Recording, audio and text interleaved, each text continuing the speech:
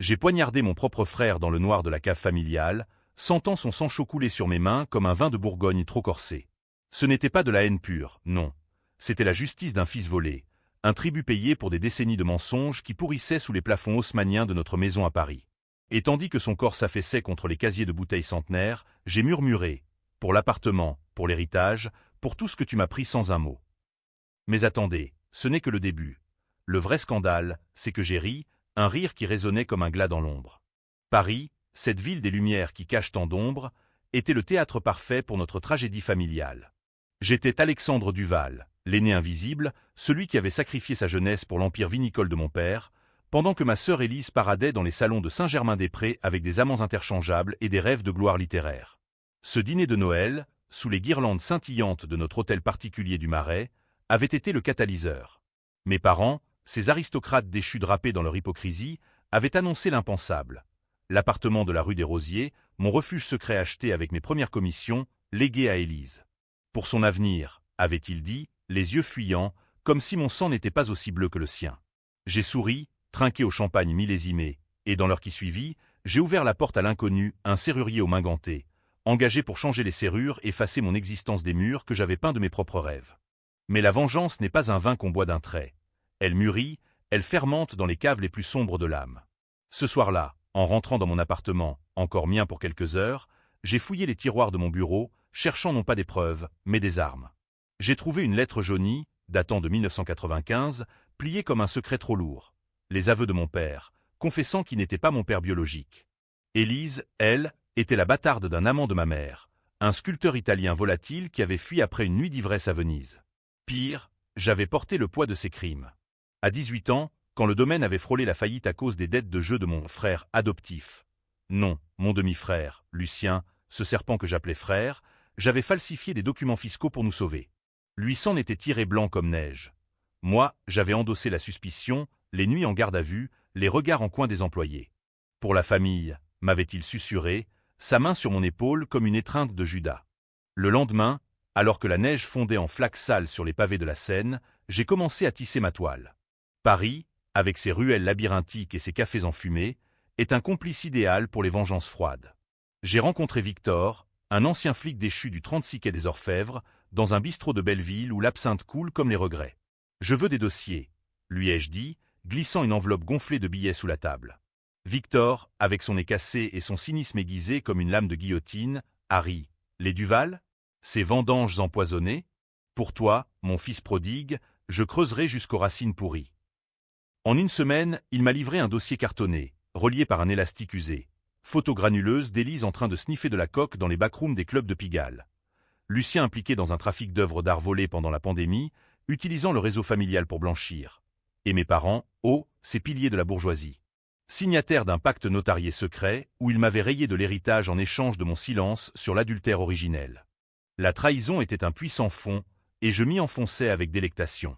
J'ai commencé par des murmures. Une lettre anonyme envoyée au notaire de la famille, citant les clauses fiscales que j'avais moi-même truquées pour Lucien. « Le fils prodigue, c'est tout », écrivais-je, sans signature, juste une tache de vin rouge comme seau. Lucien a paniqué le premier. Il m'a appelé à minuit, sa voix tremblante dans le combiné. « Alex, c'est une blague, hein? On est frères, merde. » « Frère ?» J'ai raccroché, imaginant son visage pâle sous les néons de son loft à Montmartre, entouré de toiles volées qui valaient plus que notre enfance. Élise, plus rusée, a tenté la séduction. Un texto doux comme du miel empoisonné. « Reviens dîner, on réglera ça en famille. » J'ai répondu par une photo, celle de la lettre de 1995, floue mais lisible, et son silence a été ma première victoire. Pourtant, la tension montait comme un orage sur la tour Eiffel. Mes parents, sentant le vent tourner, m'ont convoqué dans le bureau de mon père, ce sanctuaire de bois ciré et de livres reliés où il signait autrefois les contrats qui nous avaient enrichis. « Alexandre, mon garçon », a-t-il commencé, sa voix patinée par des décennies de mensonges, cette histoire d'appartement. C'était une erreur.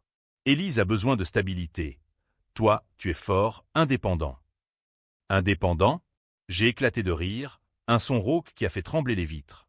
Père, ou devrais-je dire oncle ? Ai-je lancé, jetant la lettre sur le bureau. Le silence qui a suivi était plus éloquent qu'un opéra de Verdi. Ma mère s'est effondrée en sanglots, Élise a pâli comme un fantôme de la Comédie Française, et Lucien. Lucien a osé me menacer, murmurant Tu n'as pas de preuves, salaud. Et si tu parles, on te brise. C'est là que j'ai vu la faille. Ils se protégeaient les uns les autres, un cercle vicieux de loyauté tordue, où j'étais l'exutoire, le bouc émissaire qui avait porté leur péché sur ses épaules. La nuit suivante, j'ai franchi la ligne. Victor m'avait fourni l'adresse d'un contact. Un hacker freelance, un gamin de banlieue avec des dreads et un laptop bardé de stickers anarchistes. Efface-moi des traces. Lui ai-je ordonné dans un cybercafé de la rue Oberkampf, l'air chargé d'odeurs de kebab et de sueur. Il a hoché la tête, ses doigts volant sur le clavier comme un pianiste fou. À l'aube, les comptes bancaires de Lucien étaient vidés. Pas volés, non. Transférés vers des associations caritatives pour les victimes de trafic d'art, avec un mot d'adieu. Repens-toi, frère. Élise a vu son manuscrit en cours, ce roman autobiographique sur la bourgeoisie déchue, piraté et publié en ligne sous pseudonyme, mais avec des chapitres ajoutés où elle confessait ses addictions, ses amours toxiques, ses jalousies viscérales envers l'aîné parfait. Le scandale a éclaté comme une bulle de savon. Articles dans Le Monde, ragots sur les réseaux sociaux parisiens, et nos parents, forcés de choisir, ont opté pour le silence, se retranchant dans leur château de la Loire comme des rois déchus. Mais la vengeance, cette maîtresse jalouse, exige plus que des coups bas. Le point de non-retour est survenu lors d'une réception au Louvre, où la famille Duval était invitée pour dévoiler une nouvelle cuvée de vin sponsorisée par une galerie d'art, ironie du sort, financée par les larcins de Lucien. J'y suis allé incognito, masqué par une barbe postiche et un smoking anonyme, glissant parmi les invités comme un fantôme. Élise rayonnait en robe rouge sang, Lucien bombait le torse auprès de collectionneurs véreux, et mes parents trônaient, verre en main, incarnant l'élégance française. J'ai attendu le toast, ce moment suspendu où les flashs crépitent.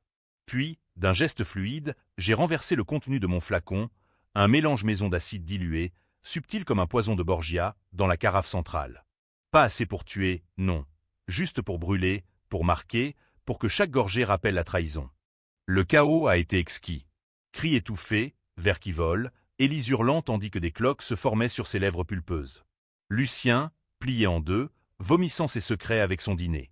Mes parents, indemnes mais éclaboussés, réalisant trop tard que l'inconnu à la porte n'était que le messager d'une tempête plus grande. La police est arrivée, sirène hurlant dans la nuit parisienne, et j'ai filé par les couloirs du musée, cœur battant au rythme des tableaux qui me regardaient, témoin muet. Dehors, sous la pluie fine, j'ai allumé une cigarette, inhalant la fumée comme un exorcisme. Était-ce justice ou folie? Les journaux titraient déjà « Scandale au Louvre, empoisonnement chez les Duval ». Et moi, Alexandre, le fils récusé, je marchais vers la Seine, prêt pour l'acte final. Pourtant, dans l'ombre des ponts, un doute m'a assailli.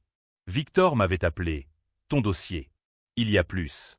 Ta mère veut te voir. Seul. Curiosité ou piège? J'ai accepté, me rendant à l'appartement, non. Son appartement maintenant, rue des Rosiers, où les odeurs de pain frais masquaient encore le fantôme de mes nuits solitaires. Elle m'attendait, frêle dans un peignoir de soie, les yeux rougis par des larmes qui n'avaient jamais coulé pour moi. Alexandre, assieds-toi. Il y a une chose que tu ignores. Sa voix tremblait comme une feuille d'automne à Montmartre. Elle m'a tendu une photo, moi, bébé, dans les bras d'un homme aux traits sévères, un Duval pure souche, mort dans un accident de chasse avant ma naissance. Ton vrai père t'a légué tout, le domaine, l'appartement, même ce vin maudit. Mais Lucien, il a falsifié les testaments. C'est lui qui t'a volé, pas nous. La tension culminait, un crescendo wagnérien dans les veines de Paris. J'ai tendu un piège à Lucien, un message codé, promettant une rencontre pour régler nos comptes dans la cave du domaine, à 2 heures de la capitale, où les barriques centenaires gardaient les secrets comme des tombes. Il est venu, arrogant, flanqué d'un garde du corps loué dans les bas-fonds de Bastille. Tu penses m'avoir, Alex? Avec tes petits tours de hacker, a-t-il ricané, descendant les marches humides. J'attendais dans l'ombre, une bouteille à la main. Pas du vin, non, de l'essence distillée des vignes familiales, inflammable comme ma rage. Frère, ai-je dit, allumant une allumette, tu as pris ma vie, je reprends la tienne. Le feu a pris vite, léchant les murs de pierre comme un amant vorace. Lucien a hurlé, se débattant tandis que les flammes dansaient sur ses vêtements de lin italien. Le garde a fui, lâche, laissant son maître aux mains de la fournaise. J'ai regardé, impassible, sentant la chaleur sur ma peau comme une caresse vengeresse. Mais alors qu'il rampait vers moi, yeux exorbités, il a craché. Tu es comme nous. Le sang Duval. Empoisonné. Était-ce vrai? Avais-je, en le tuant, scellé mon propre destin? Élise a surgi alors, masquée, un seau d'eau à la main. Non pour l'éteindre, mais pour me noyer dans l'illusion. C'est fini, a-t-elle murmuré, mais ses yeux brillaient d'une lueur nouvelle. La mienne ou la sienne? Le lendemain, les cendres de Lucien ont été déclarées accident. Un mégot mal éteint, un domaine négligé. L'héritage m'est revenu, par testament retrouvé, mais à quel prix? Élise a fui à Rome, ma mère s'est recluse, et mon père. Il a levé son verre à ma santé, un toast empoisonné de silence. J'ai repris l'appartement, les vignes, mais les nuits sont hantées par les flammes. Vengeance accomplie? Ou un cercle infernal où je suis le nouveau démon? Paris murmure, les Parisiens jugent héros ou monstres. À vous de décider, lecteur, tandis que je verse un verre de ce vin rouge comme le sang, et que je ris, encore. Les semaines suivantes ont été un brouillard de formalités notariales et de regards obliques dans les rues étroites du Marais. J'errais comme un fantôme parmi les boutiques de mode et les galeries d'art, sentant le poids de l'héritage sur mes épaules, non plus un fardeau, mais une armure forgée dans les flammes de la cave. Victor m'appelait pour des nouvelles. Les flics reniflent, mais sans corps entier, c'est du vent. J'ai ri, un son creux, en sirotant un café noir aux flores, observant les intellectuels pontifier sur l'absurde camusien, sans savoir que j'en étais l'incarnation vivante. Élise, cette vipère en talons aiguilles, n'avait pas fui si loin. Un email crypté est arrivé un soir, depuis une adresse jetable, rencontrons-nous au Pont des Arts. Viens seul ou je balance tout. Le Pont des Arts, ce cliché romantique où les cadenas d'amour rouillent sous la pluie, ironie cruelle pour notre lien tordu. J'y suis allé au crépuscule, le ciel saignant d'orange sur la Seine, et elle était là, adossée à la rambarde, plus pâle qu'un marbre de Rodin. Tu l'as tuée, a-t-elle dit sans préambule, ses yeux verts luisants comme des émeraudes empoisonnées. Et maintenant, tu es moi, une Duval, pourrie de l'intérieur. J'ai nié, bien sûr, un mensonge fluide comme le vin de nos vignes, mais elle a sorti son téléphone, un enregistrement granuleux, ma voix dans la cave. Tu as pris ma vie, suivi des craquements du feu. J'ai tout vu, Alex. J'étais là, caché derrière les barriques. J'ai éteint les flammes trop tard, mais pas avant d'enregistrer. Son sourire était un scalpel. Elle me tenait, et elle le savait. Qu'est-ce que tu veux? Ai-je demandé, la gorge sèche. Ma part. L'appartement, moitié du domaine. Et en échange, je garde ton secret. On est famille, après tout. Famille. Ce mot, galvaudé comme un slogan publicitaire pour du camembert, me donnait la nausée. J'ai accepté, feignant la soumission, mais dans ma tête, les rouages tournaient. Élise n'était pas une alliée. Elle était la prochaine proie. De retour chez moi, non, dans ce qui était encore mon appartement, avec ses parquets qui craquent comme des os, j'ai fouillé les souvenirs. Une boîte oubliée sous le lit, des lettres d'amour de Lucien à Élise, datant de notre adolescence, des mots fiévreux où ils juraient de nous éliminer pour régner ensemble. Ils étaient amants, ces deux-là, un inceste moral qui puait plus que le formol d'un musée. Le secret chonju n'était pas seulement biologique, il était charnel, une alliance scellée dans la sueur et les draps défaits. La nuit, les cauchemars venaient, Lucien rampant, sa peau noircie se détachant comme de l'écorce brûlée, murmurant « le sang appelle le sang ». Je me réveillais en sueur, vérifiant les serrures, ironie, puisque j'avais été celui qui les avait fait changer. Paris, cette maîtresse infidèle, semblait conspirer contre moi. Un article dans Libération spéculait sur l'accident mystérieux des Duval, citant des sources anonymes, Élise, sans doute, testant les eaux. J'ai riposté subtilement. Un appel à un journaliste freelance, un dossier sur les addictions d'Élise, emballé comme un cadeau de Noël empoisonné. Publiez ça, et je finance votre prochain livre, ai-je dit. Le lendemain, les tabloïds titraient « La fille prodigue des Duval, descente aux enfers ». La tension s'épaississait, un brouet de suspicion où chaque regard était une accusation. Ma mère m'a invité à déjeuner au Ritz, un rituel de porcelaine fine et de conversation ciselée. « Ton père est brisé », a-t-elle dit, piquant dans son foie gras comme si c'était mon cœur. Lucien était son préféré, tu sais. Mais toi, tu es le légitime. Ses yeux, ses lacs de crocodile, cherchaient la rédemption.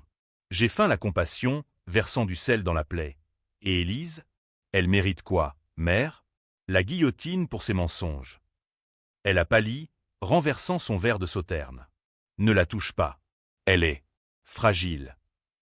Fragile, comme le verre qu'elle venait de briser. Ce soir-là, j'ai décidé d'accélérer. Victor avait un nouveau contact, une détective privée, une femme aux cheveux courts et au regard d'acier nommée Camille, ex de la PJ. Élise cache quelque chose de gros, m'a-t-elle dit dans un bar à absinthe du quartier latin, l'air chargé de Vertanis. Un compte offshore, des transferts vers un clinicien en Suisse. Avortement? Ou pire? Pire. Camille a creusé, et les faits sont remontés comme des bulles dans un champagne éventé. Élise enceinte de Lucien, un enfant maudit qu'elle avait fait disparaître en 2022, payé avec l'argent du domaine. Mon argent, falsifié sous mon nom pour couvrir les traces. J'avais porté ce crime aussi, sans le savoir. Les audits bancaires suspects que j'avais justifiés, les nuits à expliquer au comptable les dépenses familiales. Le choc m'a plié, un uppercut dans l'âme.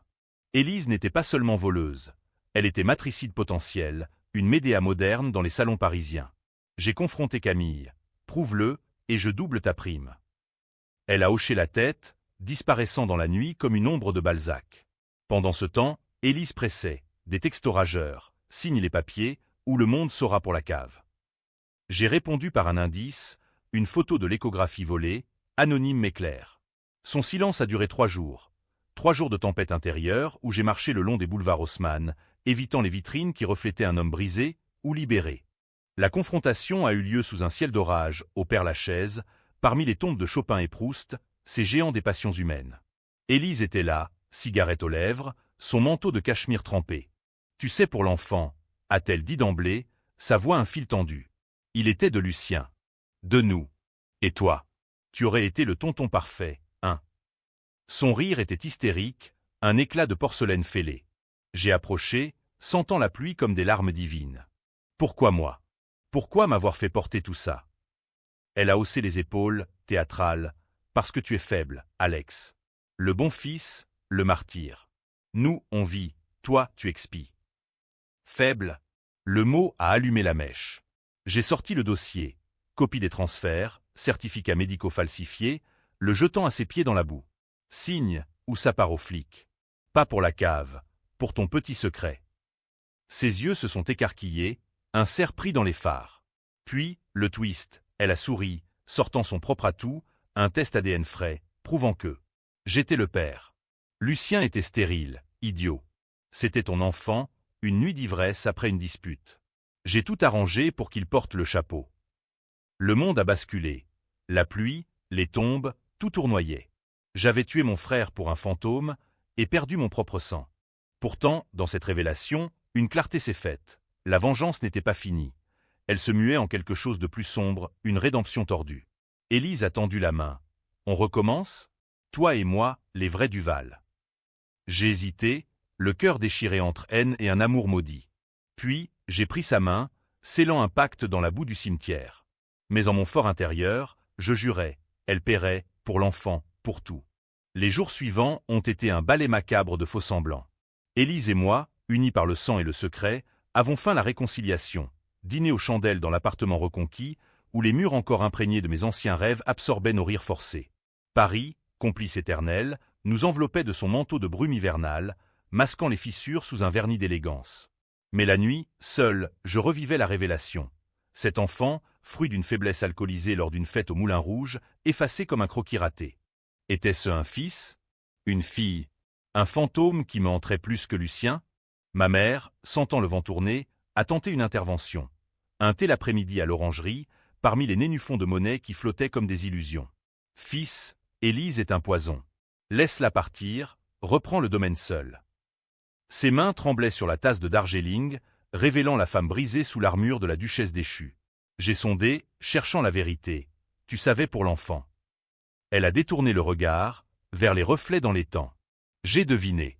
Lucien m'a confié. Avant. Il voulait te protéger, à sa façon tordue. Protéger? Le mot sonnait faux, comme un accord dissonant dans une sonate de Debussy. J'ai quitté le musée avec une certitude. Même elle, ma mère, avait choisi le silence pour préserver l'illusion familiale. Victor, mon ange gardien corrompu, m'apportait des munitions quotidiennes. Élise voit un psy à Neuilly, des sessions sur le deuil refoulé. Et devinez qui finance? Ton compte offshore. J'ai ordonné plus. Surveillance, écoute, un filet invisible tissé autour d'elle comme les toiles d'araignée dans les combles haussmanniens. Camille, la détective, confirmait, elle prépare sa fuite. Billets pour Genève, valise pleine de bijoux familiaux. La trahison continuait, cyclique, incisif vengeur poussant son rocher de rancune. J'ai décidé de la laisser mijoter, cultivant la paranoïa comme un vigneron ses cépages. Le point de tension est monté lors d'une vendange anticipée au domaine de la Loire, un rituel païen où les raisins écrasés sous les pieds nus symbolisent la purification. Nos parents y étaient, Pâle spectre parmi les vendangeurs en salopette tachée. Élise, en robe blanche immaculée, ironie cruelle, riait trop fort, versant du jus de raisin sur les verres comme du sang. Moi, j'observais, calculant. Au milieu de la nuit, sous les étoiles qui perçaient les nuages comme des éclats de diamants, je l'ai attirée à l'écart, vers le pressoir ancien. « À nous deux », ai-je murmuré, la plaquant contre la machine rouillée. L'enfant. Raconte-moi tout. Ses yeux se sont emplis de larmes, vraies ou théâtrales. C'était une fille, Alex. Elisa. Elle aurait eu tes yeux. Le nom m'a transpercé, un poignard d'argent. J'ai serré, mes mains sur ses épaules comme des serres. Et tu l'as tuée pourquoi? Pour ton ambition? Pour Lucien. Elle s'est débattue, griffant mon visage. Non. Pour nous sauver. Le domaine allait couler. L'enfant était un scandale. Lucien a tout arrangé, mais c'est toi qui as signé l'échec. Encore moi, le bouc émissaire éternel. La dispute a dégénéré, cri étouffé par le vent du Val, jusqu'à ce que mon père surgisse, lanterne à la main. Assez. Vous êtes des Duval, pas des barbares. Il nous a séparés, mais le mal était fait. Les vendangeurs avaient entendu, murmure comme du poison dans les rangs. Le lendemain, un ouvrier anonyme a contacté la presse locale. Inceste et infanticide chez les seigneurs du vin. Le scandale a explosé, plus virulent qu'un feu de paille dans les vignes. Élise Agnier, bien sûr, accusant un traître dans la famille, moi implicitement. Mes parents, coincés entre loyautés, ont publié un communiqué larmoyant, unis face à la calomnie. Mais en privé, mon père m'a convoqué dans son bureau du château, une pièce au mur tapissée de portraits ancestraux qui nous jugeaient. « Fils, c'est fini. Laisse partir Élise. Prends tout. Mais arrête cette folie. » Sa voix chevrotait, un vieillard face à l'abîme. J'ai vu la faille, il savait pour l'enfant, et plus. C'est toi qui as payé la clinique, ai-je accusé, brandissant les relevés bancaires que Camille avait exhumés. Il s'est affaissé dans son fauteuil Voltaire, confessant, pour protéger le nom. Lucien m'a supplié, Élise pleurait. Tu étais en voyage d'affaires. Innocent. Innocent. Le mot m'a fait éclater de rire, un son qui a fait trembler les chandeliers. Et maintenant, père, qui protèges-tu? Il a tendu une main tremblante. Toi. Pardonne-nous. Pardon? Dans le vin français, le pardon est un millésime rare, aigre comme du vinaigre. J'ai quitté le château avec un plan, utiliser le scandale pour briser Élise, la forcer à l'exil, mais pas sans la marquer. J'ai engagé un paparazzi notoire, un requin des tabloïds nommé Raoul, pour la suivre. Photos compromettantes et un article qui la noie, ai-je ordonné dans un café enfumé de la place de la Contrescarpe. Raoul a livré, image d'Élise en pleurs dans un bar de Pigalle, un verre de trop à la main, murmurant à un barman « J'ai tué ma fille pour un empire de merde ». L'article apparu dans Paris Match, une bombe à fragmentation. La fille Duval avoue l'ombre d'un infanticide. Le public s'est déchaîné, pétition en ligne pour « Justice pour Elisa », manifestation devant notre hôtel particulier avec des pancartes « Duval égale meurtre ». Élise m'a appelé, hystérique, « C'est toi, salaud. Tu vas payer. » J'ai répondu calmement, « Signe les papiers, et ça s'arrête. » Elle a raccroché, mais je savais, elle craquait, la façade se fissurait comme un mur de Berlin-Post 89. Pourtant, le karma, ce juge impitoyable, a frappé à ma porte. Camille m'a averti, la police rouvre le dossier Lucien. Des témoins parlent d'un « frère enragé » vu près du domaine. La tension était un nœud coulant autour de mon cou. J'ai fui vers les quais, marchant le long de la Seine où les lumières dansaient comme des feux follets. Était-ce la fin? Ou le prélude à un acte plus grand?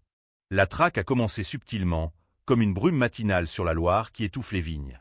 Les inspecteurs de la BRDE, Brigade de répression de la délinquance économique, ont frappé à ma porte un mardi gris, 2 hommes en trench-coat usés, odeur de tabac froid collée à leur peau. « Monsieur Duval, quelques questions sur l'accident de votre frère. » Leurs yeux, froids comme la pierre de la conciergerie, fouillaient l'appartement, notant les bouteilles vides, les dossiers à demi cachés. J'ai joué l'innocent. Tragédie familiale, messieurs. Le feu. Un mégot, comme toujours avec Lucien. Ils ont hoché la tête, mais l'un a glissé. Et l'enfant d'Élise? Vous saviez. Le piège se refermait, dents d'acier. Élise, acculée, contre-attaquait par procuration. Des fuites anonymes dans la presse, Alexandre Duval, falsificateur présumé, au cœur du scandale familial. Mon nom barbouillé dans le Figaro, accusé de fraude fiscale, les mêmes que j'avais portés pour Lucien. Les employés du domaine défilaient, témoignages empoisonnés, il était jaloux, violent. Paris, cette commère en robe de lumière, jasait dans les salons, les Duval, une dynastie maudite. J'ai riposté avec Victor, creuse sur les flics. Trouve leurs faiblesses. Il a livré, l'inspecteur principal, un certain Moreau, endetté jusqu'au cou pour un divorce amer, sensible aux enveloppes discrètes. Mais la vraie bataille se livrait dans l'ombre de l'âme. Les nuits étaient des marathons de remords. Rêve où Elisa, petite fille aux yeux sombres, tendait les mains vers moi depuis les flammes, criant « Papa, pourquoi ?» Je me réveillais, le cœur cognant comme un tambour de la Bastille, et descendais boire un verre de notre cuvée interdite, ce nectar qui goûtait maintenant la cendre. Ma mère appelait, voix brisée, « Viens au château, Alex. On fuira ensemble. » Fuir? Comme des rats d'égout sous les pavés de la Révolution? Non, j'étais Duval, et les Duval meurent debout, verre en main. Le climax s'est approché lors d'une audience préliminaire au tribunal de grande instance de Paris, une farce judiciaire où Élise plaidait pour protection contre harcèlement familial. La salle, boisée comme un confessionnal, puait la sueur et l'hypocrisie. Elle était là, en tailleur noir austère, larmes de crocodile coulant sur ses joues poudrées. Mon frère m'a menacée, détruite. Pour l'héritage, il a même tué. Les mots ont suspendu le temps. Le juge, un vieil oiseau aux lunettes cerclées d'or, a haussé un sourcil. Mes avocats, payés une fortune, ont contre-attaqué, mensonge d'une femme instable, veuve d'un bâtard. Le public, journalistes, curieux, anciens vendangeurs, a frémi, divisé en camps, les uns pour la victime Élise, les autres pour le fils légitime spolié. J'ai témoigné, voix ferme comme un vin de garde, Élise a volé mon enfant, falsifié mon nom. Lucien était son complice. Le feu? Justice divine. Un murmure a parcouru la salle, un vent de scandale. Puis, le twist. Camille a surgi comme un Deus ex machina, dossier en main. Preuve, enregistrement d'Élise confessant l'infanticide au psy.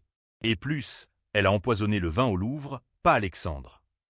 La salle a explosé, flash crépitant comme des coups de feu. Élise a blêmi, se levant d'un bond, mensonge. C'est lui, le monstre. Mais les flics l'ont emmené, menottes cliquetant comme un cœur grec. Dehors, sous la pluie battante de la place Dauphine, les manifestants se sont affrontés. Libérez Élise. Duval meurtrier. Contre justice pour Elisa. J'ai marché parmi eux, anonyme dans la foule, sentant la fracture. Étais-je le héros vengeur ou le tyran? Victor m'attendait dans une berline noire. C'est pas fini. Tes parents veulent te voir. Urgence. Au château, l'ambiance était funèbre. Mon père alité, pâle comme un linceul, ma mère veillant, rosaire à la main, relique d'une foi oubliée.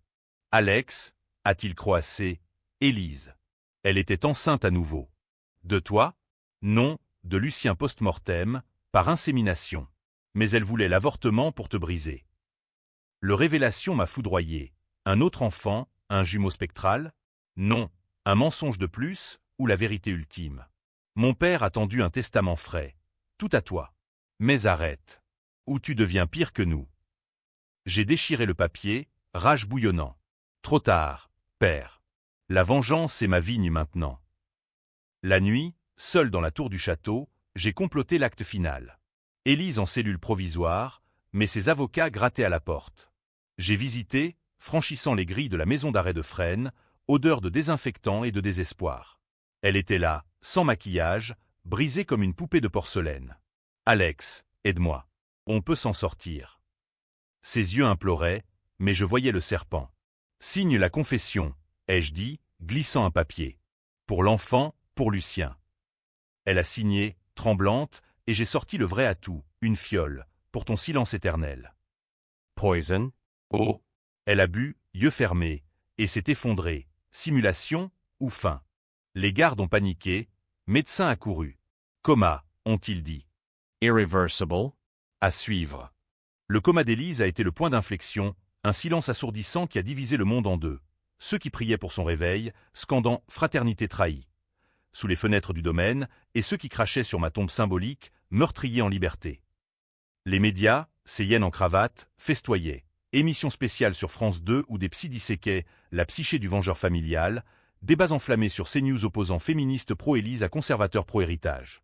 Moi, j'étais au centre, un Icare calciné volant trop près du soleil parisien. Mes parents ont capitulé. Un communiqué conjoint, nous pardonnons à notre fils, que la justice tranche. Mais en privé, mon père m'a légué un dernier secret, murmuré au chevet de son lit, la lettre de 1995. C'était un faux. Ta mère et moi t'avons choisi, adopté pour l'Empire. Lucien et Élise étaient les vrais. Tu es le pur sang. Le twist final, un uppercut cosmique. J'avais vengé un mensonge, tué pour une illusion. Rire ou pleurer. J'ai ri, un son qui a fait tousser le moribond. Alors, père, qui suis-je vraiment? Il est mort sans répondre, laissant un empire en cendres. La justice a tranché vite. Acquittement pour manque de preuves sur Lucien, Élise émergeant du coma pour rétracter, ou pas. Elle a accusé, puis se rétracter en larmes à la barre. C'était un pacte. Nous étions tous coupables. Le juge, perplexe, a clos l'affaire. Famille brisée, mais loi respectée. Dehors, la foule a hurlé, divisé, héros pour les uns, monstres pour les autres. J'ai hérité de tout, appartement, vigne, non, mais à vide. Élise a fui en Suisse, ombre errante. Ma mère s'est suicidée discrètement, pilule dans un verre de Bordeaux. Seul dans l'appartement rue des Rosiers, je verse un dernier toast à l'inconnu qui avait ouvert la porte. Vengeance? Un cycle brisé ou perpétué? Paris murmure encore. Et moi, Alexandre ou qui que je sois, je vis dans l'ambiguïté, un vin mi-amer, mi-doux. À vous, lecteur, le verdict final. Salut ou damnation?